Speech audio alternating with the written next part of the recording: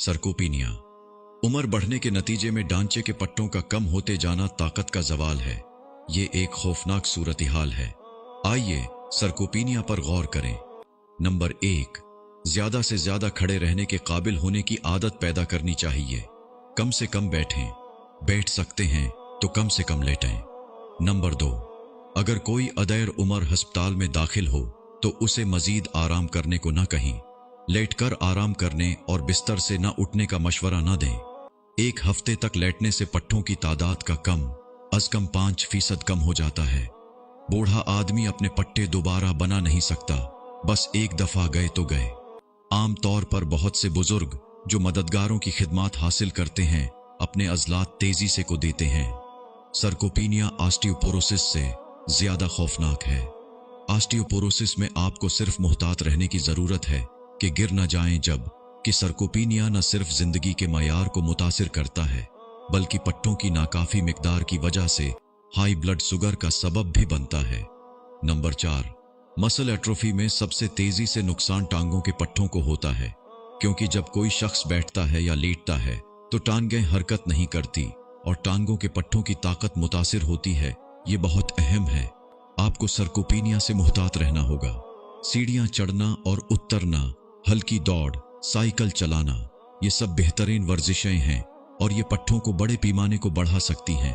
बुढ़ापे में बेहतर मयारी जिंदगी के लिए अपने बुजुर्गों और प्यारों को ज्यादा से ज्यादा भेजें ताकि इंसानी पट्टों को जाया होने से बचाया जा सके।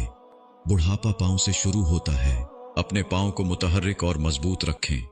जैसे जैसे हम बड़े होते जाते हैं हमारे पैरों को हमेशा मुतहर्रिक और मजबूत रहना चाहिए। अगर आप सिर्फ 2 हफ्ते तक अपनी टांगें नहीं हिलाते तो आपकी टांगों की हकीकी ताकत 10 साल तक कम हो जाती है। लिहाजा बाकायदा वर्जिश करना और पैदल चलना बहुत जरूरी है। पांव कालम की एक किस्म है जिस पर इंसानी जिस्म का पूरा वजन है। हर रोज पैदल चलना जरूरी है। अहम बात यह है कि इंसान की 50% हड्डियां और 50% पट्टे पांव में होते हैं। क्या आप रोजाना पैदल चलते हैं? इंसानी जिस्म में सबसे बड़ा और मजबूत जोड़ और हड्डियां भी टांगों में पाई जाती हैं। इंसानी सरगर्मियों और तवानाई का 70% हिस्सा पांव से होता है। पांव जिस्म की हरकत का मरकज है।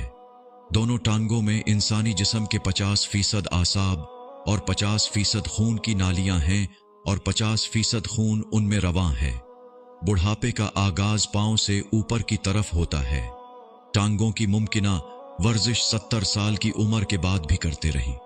हर रोज कम अज कम 30 से 40 मिनट तक वक्फे वक्फे से चहल कदमी करें ताकि ये यकीनी बनाया जा सके कि आपकी टांगों की मुनासिब वर्जिश हो रही है और आपकी टांगों के पट्टे सेहतमंद हैं।